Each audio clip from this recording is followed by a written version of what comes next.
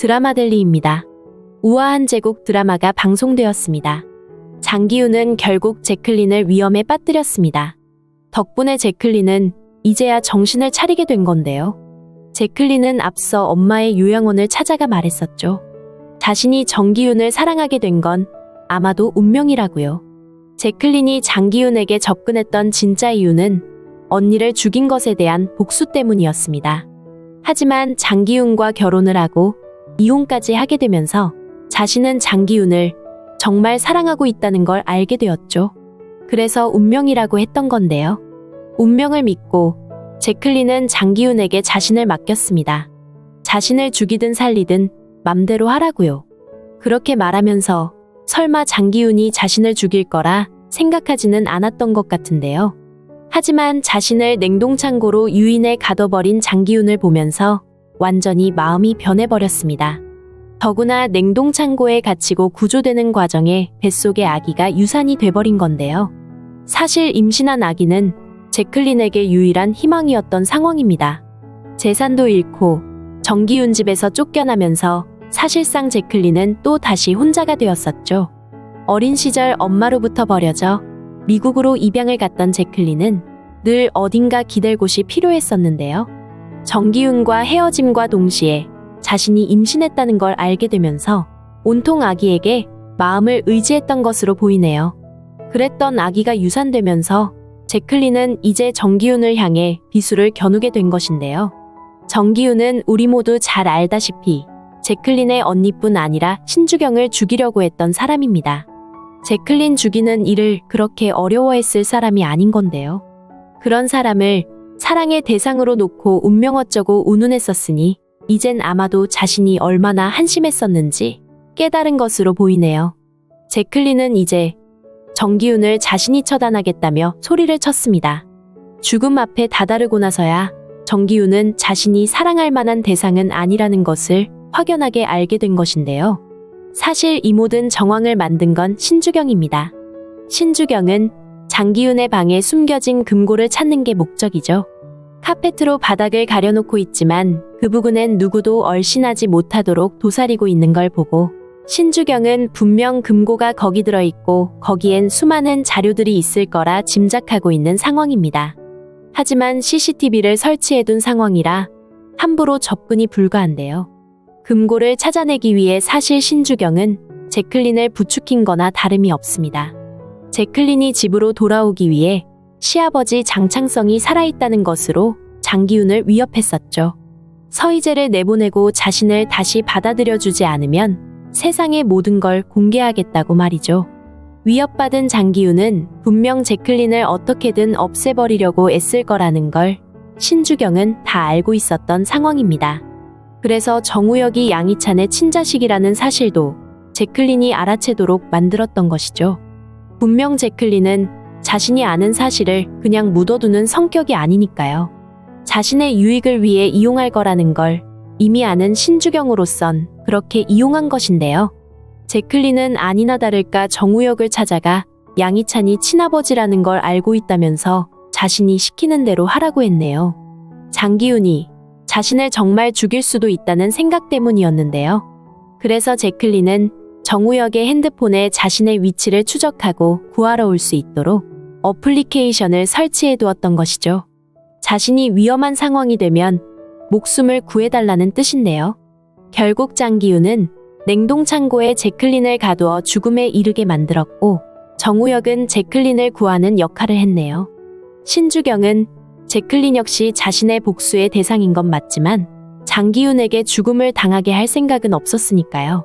장기훈은 눈엣 가시 같던 제클린을 처리했다고 속 시원해하지만 신주경과 정우혁 때문에 결국은 자신의 계획이 실패로 돌아가고 마는데요. 아무리 인간이 잔인하다지만 자신과 결혼을 했던 부부였던 제클린이 걸리적거린다고 바로 죽음으로 연결시키는 걸 보면 장기훈은 사이코패스 기질이 있는 게 아닌가 생각이 되네요. 어려서부터 아버지 장창성에게 학대를 당했다고 생각하는 장기훈은 자신이 어떤 식으로든 사업을 일으켜 성공했다는 것을 장창성에게 보여주려고 하는 건데요. 대부분의 사람들은 자신을 믿어주고 사랑해주는 대상에게 그 보답으로 자신의 성공을 보여주고 싶어 하지만 장기훈의 경우는 그 반대입니다. 자신을 학대하고 기회를 주지 않았던 장창성에게 자신이 성공한 모습을 보여주면서 복수를 하겠다는 생각인데요. 아마도 자신이 생각하는 최고의 자리에 오르게 되는 날이 아마도 장창성도 죽게 되는 날이 아닐까 생각이 되네요. 지금의 장기훈이라면 당연히 그렇게 할 사람인데요. 아직은 자신이 원하는 때에 이르지 않았기 때문에 제클린에게 협박까지 당해가면서도 장창성을 자신의 집에 두고 있었던 것이죠. 하지만 장기훈이 생각했던 대로 인생이 착착 풀려가지는 않을 것 같은데요. 우선 카지노 법안이 수월하게 진행되지 않게 되면서 앞길은 점점 어두워지는 상황으로 급변하게 되겠네요. 양희찬은 정우혁의 친아버지입니다. 양희찬은 카지노 법안을 밀어붙이려고 하고 정우혁은 시민단체를 동원해 그것을 제지하려고 하는 상황이죠. 카지노 법안이 통과가 되고 시행이 되면 결국 죄 없는 국민들이 고스란히 책임을 떠안게 되기 때문인데요. 아무나 갈 수 있고 언제든지 갈 수 있는 카지노가 우리 주변에 생긴다면 이후의 상황은 불보듯 뻔한 일입니다. 하지만 돈을 벌겠다는 일념으로 장기훈은 모든 걸 쏟아붓고 있는 상황인데요. 정우혁이 시민단체를 이용해 방해하고 있다면 그건 어떤 힘을 써서라도 제압을 하려고 할 장기훈입니다. 하지만 양희찬에게서 제동이 걸리면서 정과는 달리 아무 일도 하지 않고 지켜보자고만 하고 있는데요. 눈치 구단인 장기훈이 그것을 모를 리 없겠죠. 이미 얼마 전부터 양희찬을 세밀히 관찰하고 있는 장기훈인데요. 이 과정에서 정우혁이 양희찬의 친아들이라는 사실을 알게 되겠네요. 자신의 친아들이라 어떤 공격도 제지도 하지 않고 그냥 두고 보자며 머뭇거리는 양희찬에게 장기훈은 정말 실망을 한 상태인데요. 놀라움은 여기서 끝이 아닙니다. 머지않아 장기훈은 양희찬에게 또 한 사람의 아들이 있다는 사실을 알게 될 텐데요. 그 사람이 바로 장기훈 본인입니다. 성격으로 보면 판박이처럼 그대로 빼닮은 두 사람인데요. 서로는 서로를 이용하기 위해 함께 동업을 하며 그러고 있지만 알고 보면 상대를 이용하고 싶을 뿐 진심으로 마음으로 위하거나 소중하게 생각하는 사이가 아니었죠. 우선 정우혁이 양희찬의 친아들이라는 사실을 알게 된 장기훈이 양희찬을 제거하려고 하다 실패를 하게 되면서 양희찬의 본 모습과 맞닥뜨리게 될 텐데요. 양희찬이 진짜 정우혁의 친부가 맞는지 알아보는 과정에서 우연히 자신의 유전자와 양희찬이 일치한다는 사실을 모두 알게 될 것으로 예상이 됩니다. 이렇게 되면 오히려 정우혁이 양희찬의 친자가 아닌 게 아닌가 의심을 할 수밖에 없는 상황이 될 텐데요. 결국 얽히고 설키면서 장기훈은 자신이 생각했던 대로의 성공을 이루기는 힘이 들겠네요. 카지노 법안은 물 건너가 버리고 자신이 애지중지 숨겨놓은 비밀금고는 신주경에게 털리게 될 텐데요. 지금이라도 자신의 잘못을 뉘우치고 자신이 가해를 한 사람들을 찾아가서 잘못을 빌고 용서를 구하면 어떨까 생각이 됩니다. 우아한 제국 드라마가 벌써 70회를 방송했는데요.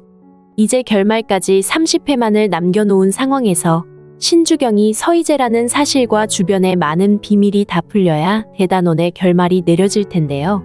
남은 30회 동안 어떤 식으로 악행을 마무리하고 수습을 하게 될지 몹시 궁금합니다. 드라마델리였습니다. 재미있으셨다면 구독과 좋아요 부탁드릴게요. 감사합니다.